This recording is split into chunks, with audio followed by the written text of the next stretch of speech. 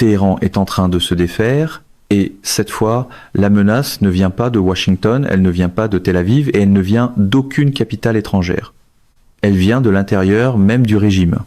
Le 23 avril 2026, le président du Parlement iranien, Mohammad Bagher Ghalibaf, l'homme qui dirigeait l'équipe de négociation de l'Iran à Islamabad, l'homme largement considéré comme le co-dirigeant de fait de l'Iran pendant cette guerre, a soudainement démissionné de son rôle dans les pourparlers avec les États-Unis.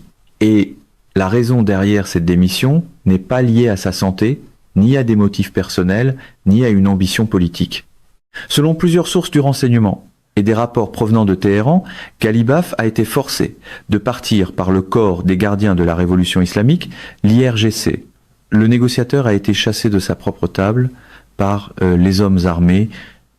Et ce que nous observons en ce moment est l'un des effondrements internes les plus dangereux d'un régime dans le Moyen-Orient moderne, parce que l'Iran n'est plus un État au sens traditionnel du terme. L'Iran, en avril 2026, est une structure où un réseau paramilitaire a effectivement avalé tout entier le gouvernement civil, et les conséquences de cet engloutissement sont sur le point de se répandre à travers Hormuz, à travers le Golfe, à travers les marchés pétroliers mondiaux, et jusque dans chaque station-service, de Karachi jusqu'au Kansas. Permettez-moi de planter le décor, parce que la vitesse de ces événements a été stupéfiante.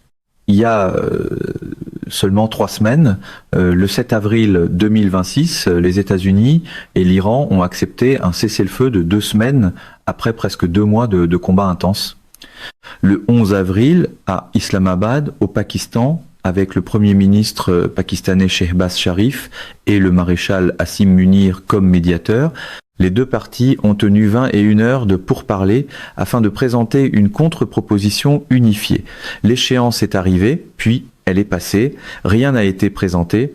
L'IRGC aurait ouvert le feu sur des navires commerciaux dans le détroit d'Ormuz, le jour même où le ministre des Affaires étrangères, Abbas Araghchi, avait annoncé que le détroit était ouvert. La télévision d'État en Iran a traité Araghchi d'imbécile en direct à l'antenne, puis moins de 24 heures plus tard, la nouvelle est tombée. Ghalibaf s'était retiré de l'équipe de négociation. Le président du Parlement iranien, Mohammad Bagher Ghalibaf, aurait démissionné de l'équipe de négociation iranienne à la suite d'une intervention de l'IRGC, après avoir occupé le poste de président du Parlement depuis 2020. Le signal ne pourrait pas être plus clair. Les hommes de l'IRGC ne veulent pas d'accord. Ils veulent que la guerre continue. Ils sont prêts à démanteler leur propre gouvernement pour s'assurer qu'elle continue. C'est une forme étrange de patriotisme quand les défenseurs de la nation protègent le pays en mettant le feu à leur propre table de négociation. Maintenant, vous vous demandez pourquoi la démission d'un président de Parlement est une affaire aussi importante. Permettez-moi d'expliquer pourquoi il s'agit en réalité du domino le plus important à tomber depuis des mois. Ghalibaf n'est pas n'importe quel politicien. Il est lui-même un ancien général de brigade de l'IRGC. Il a commandé la brigade Basij-Imam Reza pendant la guerre Iran-Irak. Il a commandé la 5e division Nasser. Il a été à la tête de Khatam al-Anbiya, l'immense empire économique de l'IRGC. Il a été maire de Téhéran. Il s'est présenté à la présidence à 4 reprises. Et dans cette guerre actuelle, il a été décrit comme l'homme chargé des questions stratégiques de l'Iran, tandis que le commandant en chef de l'IRGC, le général de brigade Ahmad Vahidi, dirige l'effort de guerre tactique du pays pendant la guerre iranienne de 2026 et que le président Massoud Pezeshkian gère les fonctions quotidiennes de l'État. Ghalibaf était le pont entre les partisans de la ligne dure et les pragmatiques. Il était l'homme qui pouvait parler avance à Islamabad et recevoir encore une réponse téléphonique du quartier général de l'IRGC. Et maintenant, ce pont a été brûlé de l'intérieur par son propre camp. Et il n'y a qu'une seule explication logique à cela. L'IRGC a décidé que même Ghalibaf, un ancien général de l'IRGC lui-même, était trop souple, trop disposé à négocier et trop dangereux pour rester à la table. Alors ils l'ont écarté, ils ne lui ont pas tiré dessus, ils ne l'ont pas arrêté. Ils ont simplement fait comprendre que le canal de négociation était en train d'être fermé et Ghalibaf n'avait pas d'autre choix que de s'en aller. Mais c'est ici que l'histoire devient encore plus troublante, parce que la réponse officielle iranienne a été de tout nier. Les autorités iraniennes ont officiellement démenti samedi les informations diffusées dans les médias israéliens selon lesquelles le président du Parlement, Mohammad Bagher Ghalibaf, avait démissionné de son poste de chef de l'équipe de négociation avec les États-Unis. Le chef du département des communications du Parlement iranien, Iman Shamsaï, affirmant que les déclarations faites par la chaîne 12 israélienne étaient sans fondement et que Ghalibaf n'avait démissionné d'aucun poste.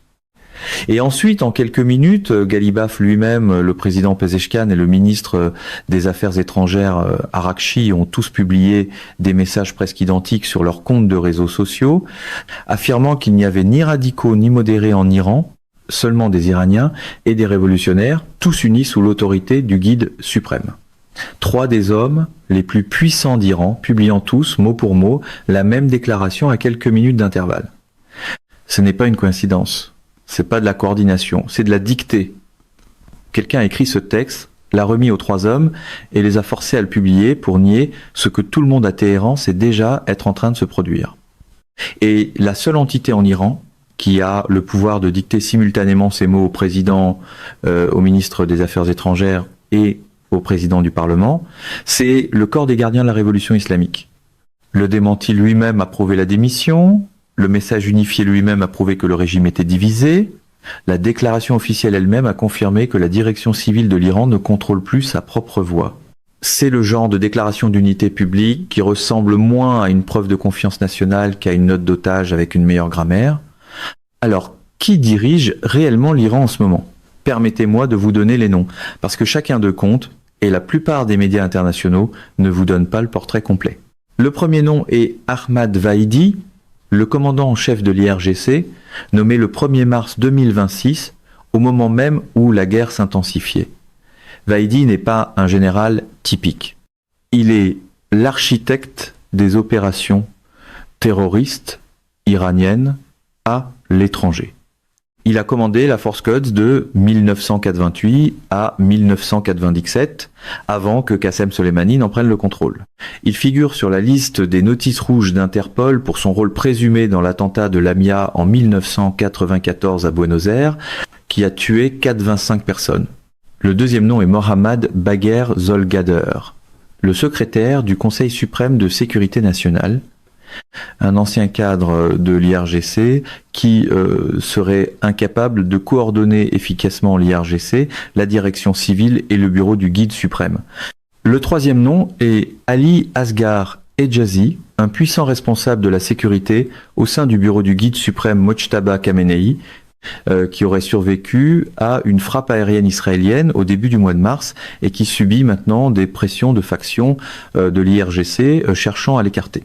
Et le quatrième nom, le plus important, est Mojtaba Khamenei lui-même, le nouveau guide suprême, fils d'Ali Khamenei, dont l'état de santé et la localisation sont devenus véritablement incertains au cours des dernières semaines. Selon des sources informées, un conseil militaire composé de hauts commandants de l'IRGC exerce une autorité complète sur la structure centrale de prise de décision, imposant un cordon de sécurité autour de Mojtaba et l'empêchant d'obtenir des rapports gouvernementaux sur l'état du pays. Relisez cette phrase. Le guide suprême de l'Iran, l'homme dont la parole est censée faire loi, est tenu dans l'ignorance par sa propre armée. Et dans la prochaine partie, je vais vous montrer exactement comment cette prise de pouvoir interne est liée à ce qui se passe dans le détroit d'Ormuz. Pourquoi l'IRGC a besoin que la guerre continue et à quoi pourraient ressembler les 30 prochains jours pour tout le Moyen-Orient. Alors, répondons à la question la plus importante de toute cette crise. Pourquoi l'IRGC a-t-il coupé l'herbe sous le pied de ses propres négociateurs ? Pourquoi un acteur étatique rationnel saboterait-il sa propre diplomatie au milieu d'un cessez-le-feu qui maintenait littéralement le pays en vie ? La réponse est simple. Et c'est la même réponse qui a façonné chaque décision majeure prise par l'IRGC au cours des 20 dernières années. L'IRGC a besoin que la guerre continue, parce que la paix est plus dangereuse pour l'IRGC que l'effondrement économique, plus dangereuse que l'isolement international, et plus dangereuse que la souffrance du peuple iranien. Et une fois que vous comprenez la réalité structurelle de ce qu'est réellement l'IRGC, vous comprenez pourquoi cette guerre devait toujours se terminer par un coup d'État interne avant de se terminer par un accord de paix. le corps des gardiens de la révolution islamique n'est pas seulement une armée.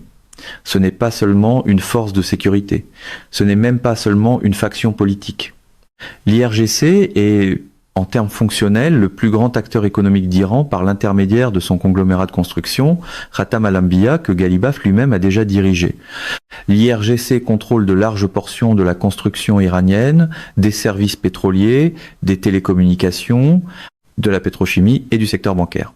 Par ses réseaux de mandataires, il contrôle le Hezbollah au Liban, les Houthis au Yémen, ainsi que diverses milices irakiennes et syriennes. Par sa branche de renseignement, il gère une grande partie de la surveillance intérieure et de l'application politique en Iran. Et par sa faction politique, il a progressivement colonisé toutes les grandes institutions de l'État iranien au cours des 2 dernières décennies. Donc, lorsque vous demandez pourquoi l'IRGC a saboté les pourparlers, la réponse est directe. Si la paix arrive, tout cet empire est remis en question. Le budget de l'IRGC est coupé, son influence politique diminue. Ces monopoles économiques font l'objet d'un examen. Ces réseaux de mandataires perdent leur financement. Et ce qui est le plus dangereux pour eux, les civils commencent à se demander pourquoi une organisation qui consomme une portion aussi massive des ressources nationales est même nécessaire. Si la guerre continue, aucune de ces questions n'est posée, parce que la guerre elle-même devient la justification de tout.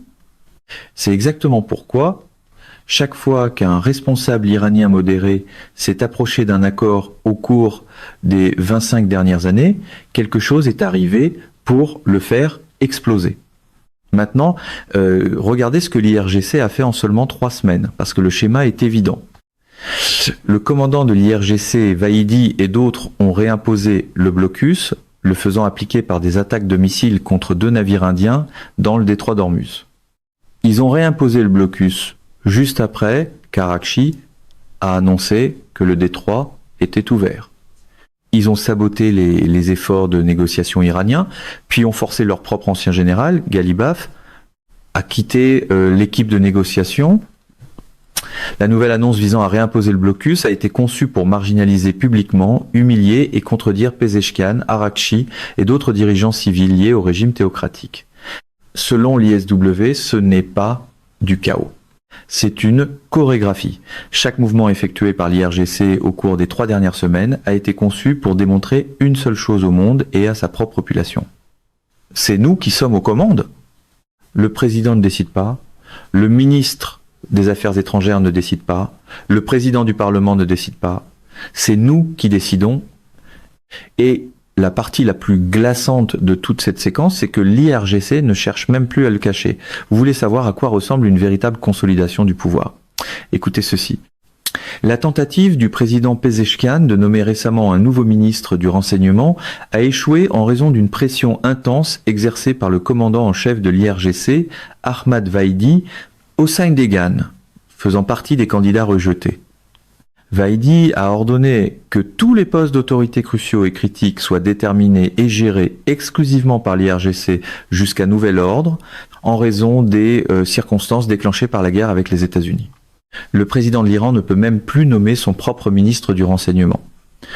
Ces derniers jours, Pezeshkian a formulé de nombreuses demandes pour obtenir une rencontre immédiate avec Mojtaba, mais aucune n'a été satisfaite et aucune communication n'a été établie.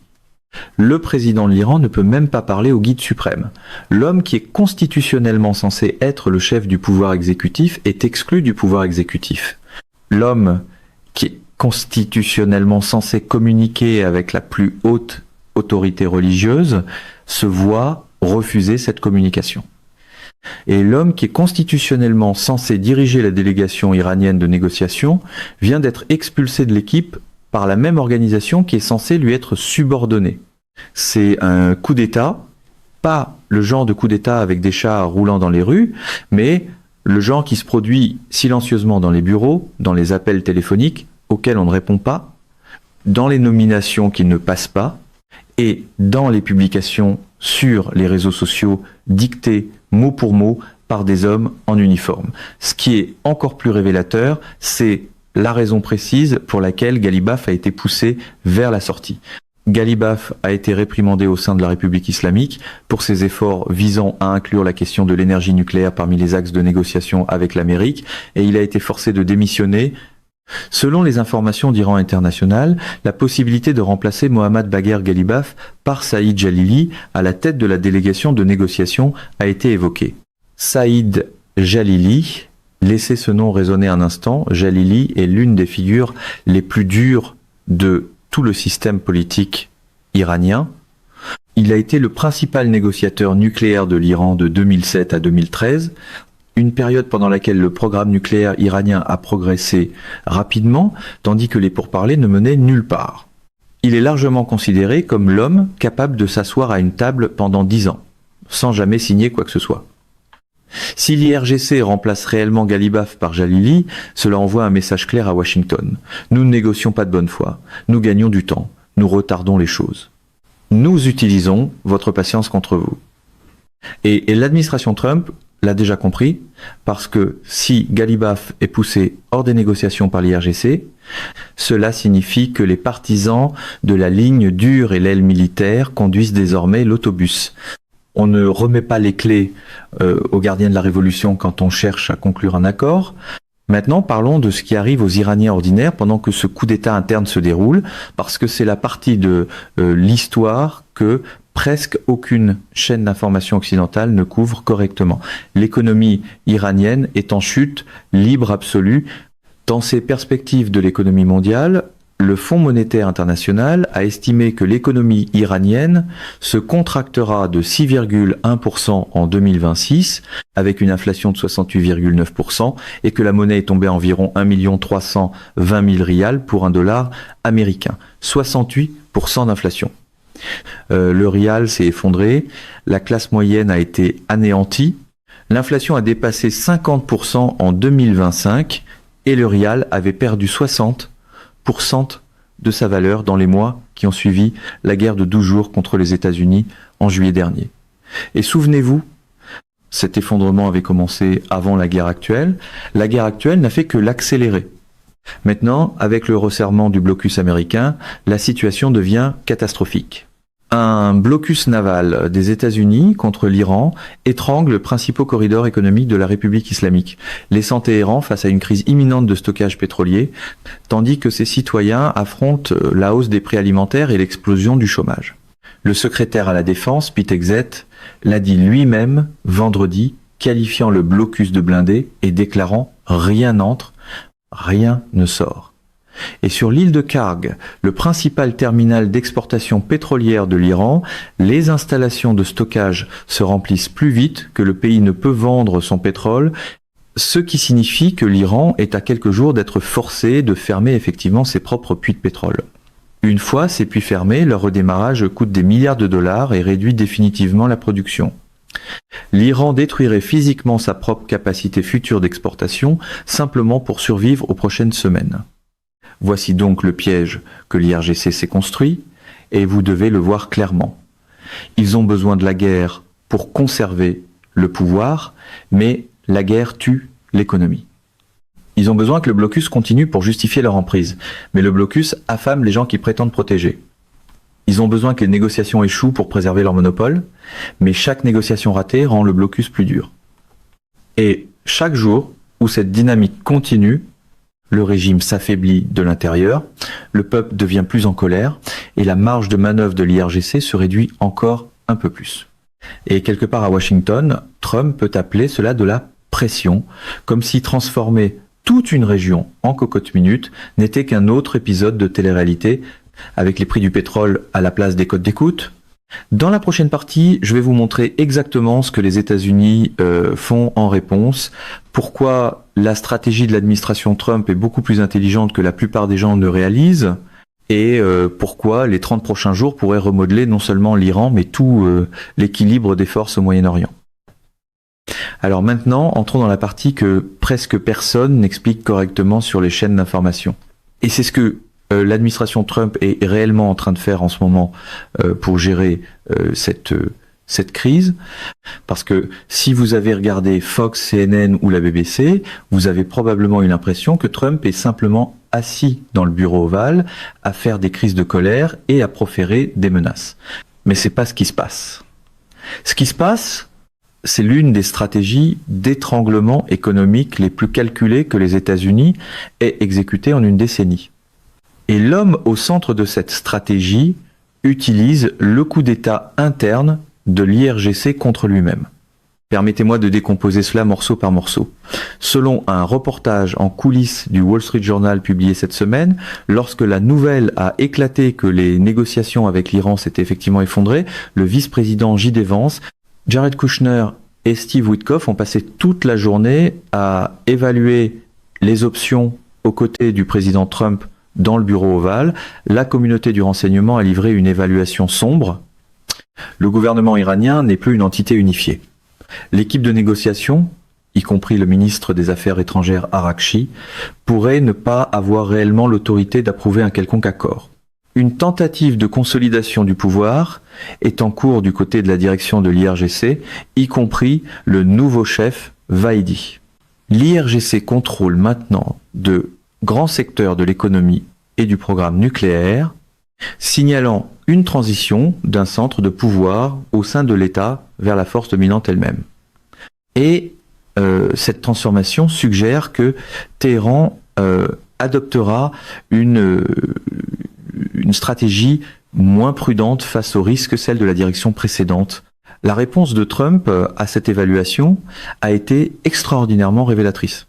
Il n'a pas ordonné de nouvelles frappes aériennes, il n'a pas déclaré la diplomatie morte. Il a fait quelque chose de beaucoup plus intelligent. Il a prolongé le cessez-le-feu et resserré le blocus. Relisez cela parce que c'est important. Il a maintenu la porte de la diplomatie techniquement ouverte tout en étranglant simultanément l'économie iranienne plus durement qu'à n'importe quel moment depuis le début de la révolution iranienne en 1979. Pourquoi ? Parce que l'équipe de Trump avait compris quelque chose que le régime iranien n'avait pas compris.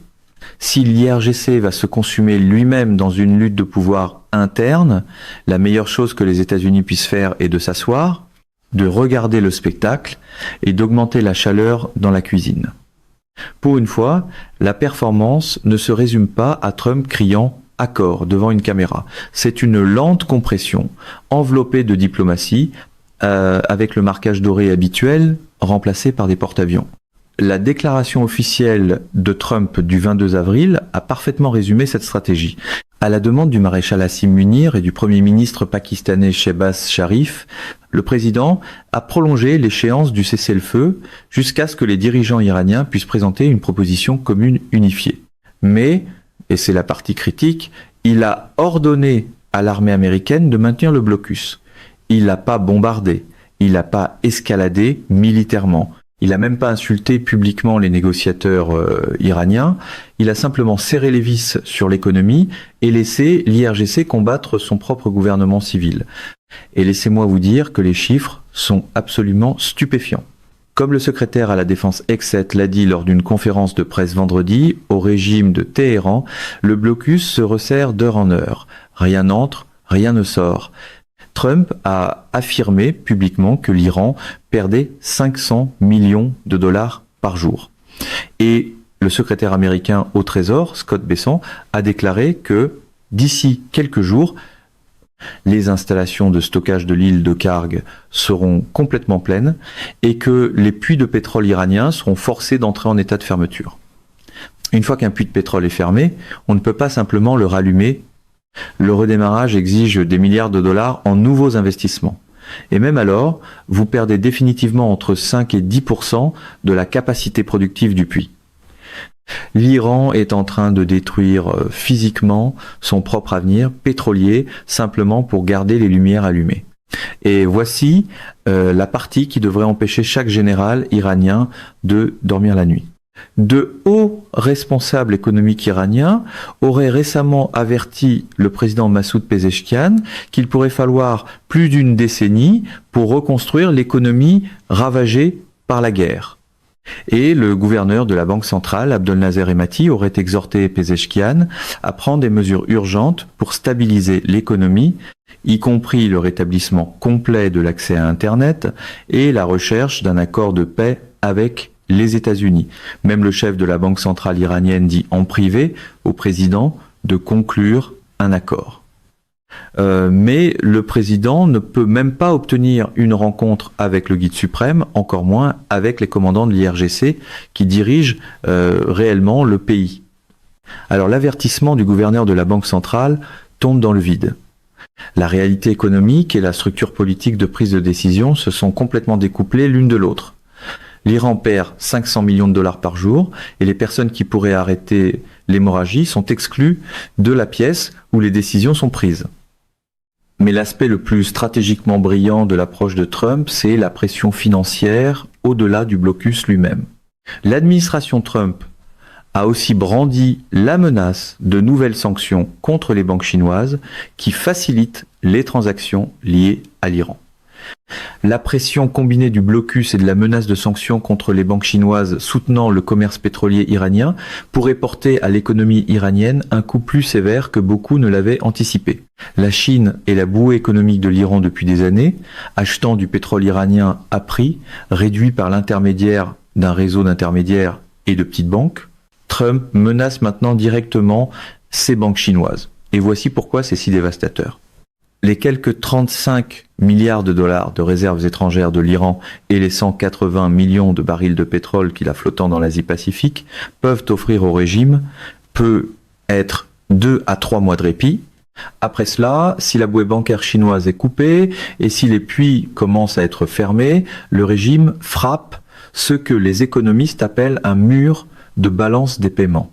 Traduction: plus d'argent pour importer de la nourriture, plus d'argent pour importer des médicaments, plus d'argent pour payer les employés du gouvernement, plus d'argent pour payer la police et surtout plus d'argent pour payer les propres fantassins de l'IRGC.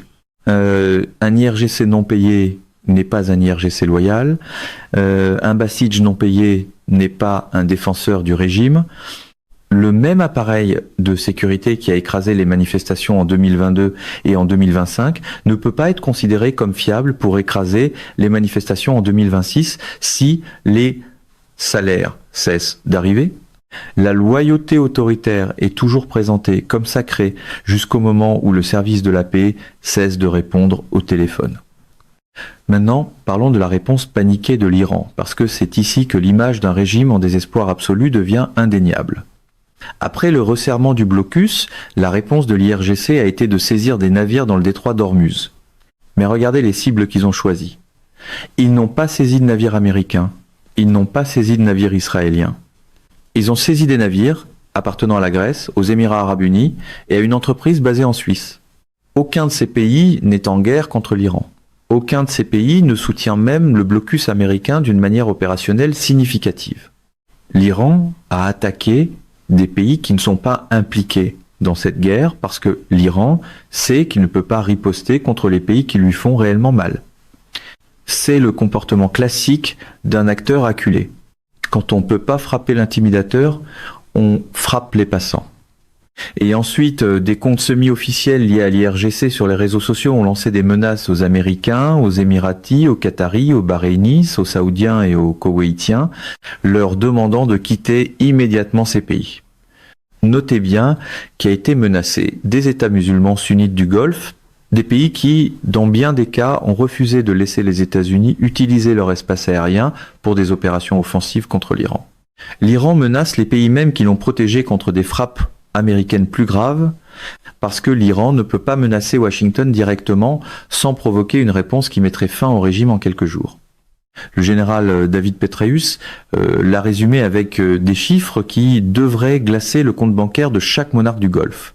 À la suite de la fermeture du détroit d'Ormuz, le 4 mars 2026, les exportations de pétrole et de GNL ont été bloquées, provoquant une envolée du Brent au-delà de 120 $ le baril et forçant Qatar Energy à déclarer un cas de force majeure sur toutes les exportations, tandis que la production pétrolière du Koweït, les Irak de l'Arabie Saoudite et des Émirats Arabes Unis chutait collectivement de 6,7 millions de barils par jour selon les rapports au 10 mars, puis d'au moins 10 millions de barils par jour. Lisez attentivement ces chiffres. 10 millions de barils par jour de production perdue. C'est environ 10% de l'approvisionnement pétrolier mondial total qui a disparu du jour au lendemain parce que un régime acculé à Téhéran tente d'utiliser le détroit d'Ormuz comme otage. Le blocus maritime a déclenché simultanément une urgence d'approvisionnement alimentaire dans les États du Conseil de coopération du Golfe qui dépendent du détroit pour plus de 80% de leur apport calorique et à la mi-mars, 70% des importations alimentaires de la région étaient perturbées, forçant des détaillants comme Lulu Retail à transporter par avion des produits de base. Le Golfe est au bord d'une crise alimentaire. L'Iran est au bord d'une crise financière. Et dans la prochaine partie, je vais vous montrer exactement comment tout cela se termine, à quoi pourraient ressembler de façon réaliste les 30 prochains jours, et pourquoi ce qui se passe à Téhéran en mai 2026 pourrait littéralement remodeler l'ordre mondial. Nous voici donc, au moment de vérité, la partie de cette histoire où tout revient soit à une forme de stabilité inconfortable, soit se brise complètement parce que ce qui se passe à Téhéran en ce moment n'est pas seulement une crise politique. C'est une crise structurelle. Et les crises structurelles ne se règlent pas par un appel téléphonique ou par un gazouillis. Elles se règlent par la force, par l'effondrement ou par une combinaison des deux.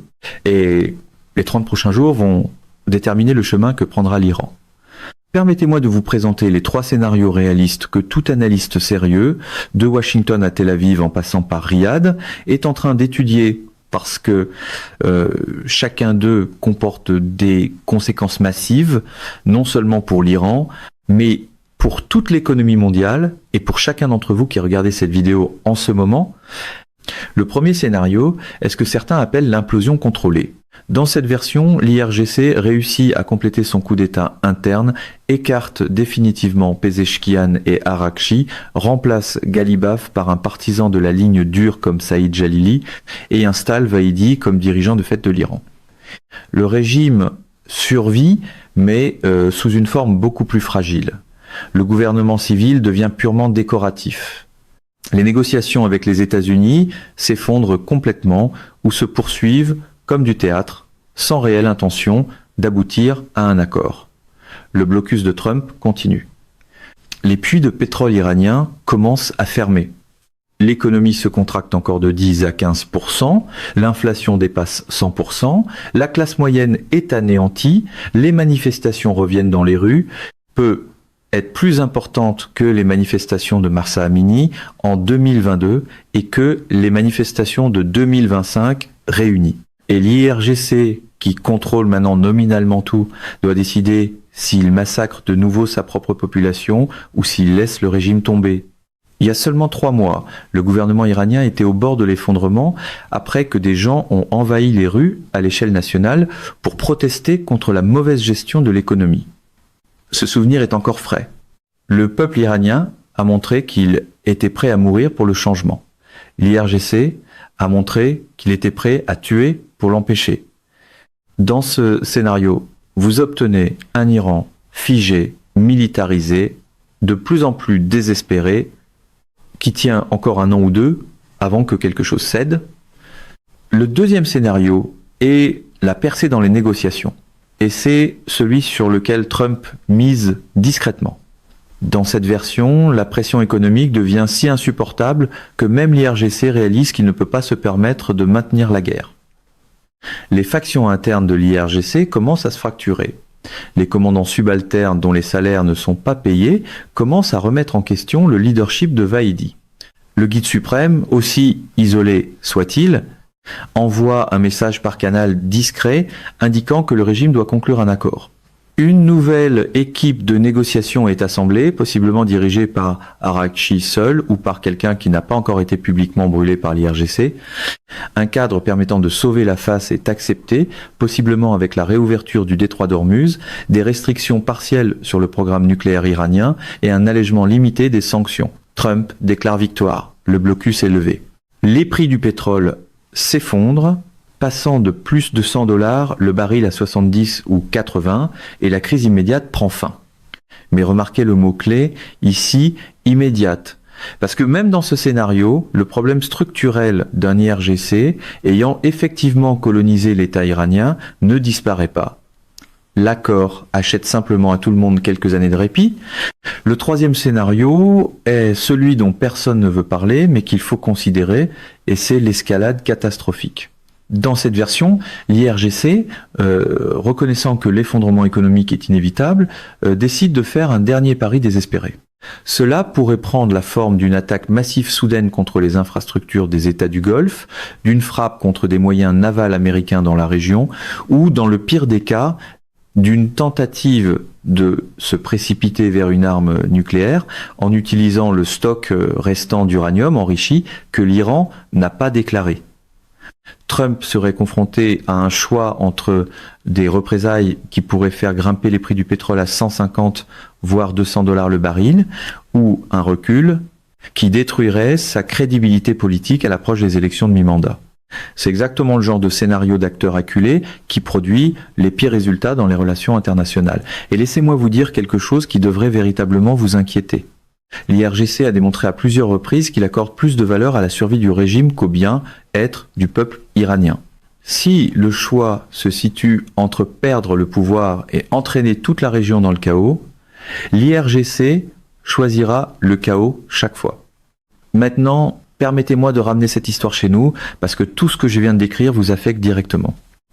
Le 31 mars 2026, les prix de l'essence ont atteint 4 $ américains le gallon, alors que la guerre avec l'Iran a provoqué une hausse de 30% des prix de l'essence.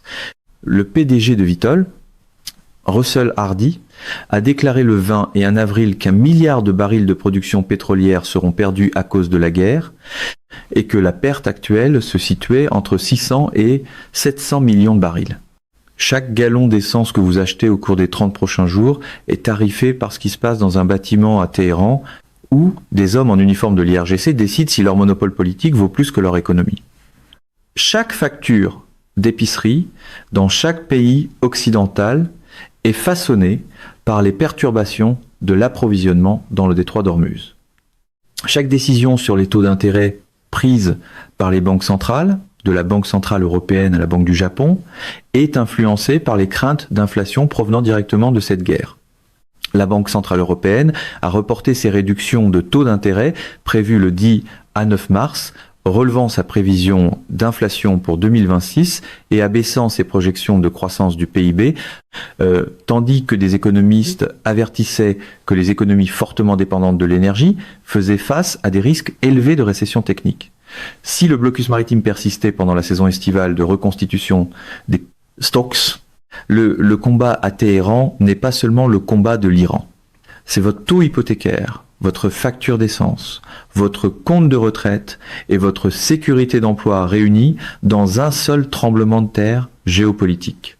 Voilà le petit miracle de la politique moderne.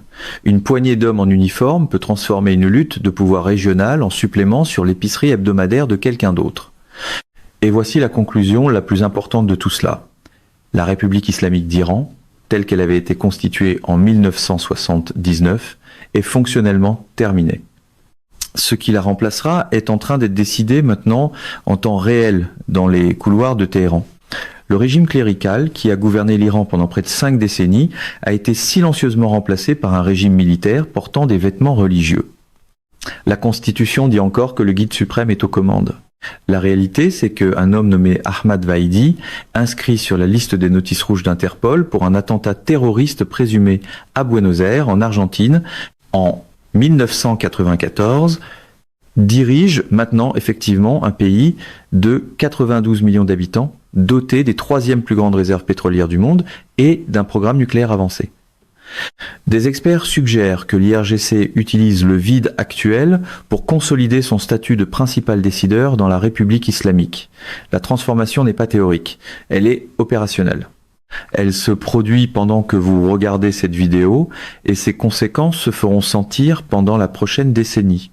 Peu importe comment cette guerre précise se termine. Alors permettez-moi de vous laisser avec les questions qui devraient occuper l'esprit de chaque analyste pour le reste de 2026. Pezeshkian fera-t-il une rupture publique avec l'IRGC ou sera-t-il forcé au silence permanent ? Galibaf, après avoir été expulsé de l'équipe de négociation, trouvera-t-il un moyen de riposter ou disparaîtra-t-il entièrement de la vie politique? Le peuple iranien, épuisé par l'effondrement économique et poussé au point de rupture, se soulèvera-t-il encore une fois? Et la question la plus importante de toutes, l'IRGC, dans sa dernière tentative de consolider son pouvoir, déclenchera-t-il accidentellement la révolution, même qu'il a passé 5 décennies à essayer d'empêcher? Parce que chaque empire qui s'est consumé lui-même, dans ce type de coup d'État interne, s'est terminé de la même façon. Soit il se réforme, soit il tombe. Il n'y a pas de troisième option dans l'histoire. Il n'y a que le calendrier qui détermine combien de temps l'effondrement prendra. Ce que nous observons en Iran en ce moment n'est pas seulement une histoire sur le Moyen-Orient. C'est une histoire sur ce qui arrive quand une organisation paramilitaire devient si puissante qu'elle dévore l'État de l'intérieur. C'est une histoire sur la façon dont un régime peut perdre sa légitimité même en resserrant son emprise sur le pouvoir. Et c'est une histoire sur la façon dont l'économie mondiale peut être prise en otage par la politique interne d'un seul pays. Téhéran ne sera plus le même dans 30 jours. Le Moyen-Orient ne sera plus le même dans 6 mois. Et le monde ne sera plus le même dans 1 an.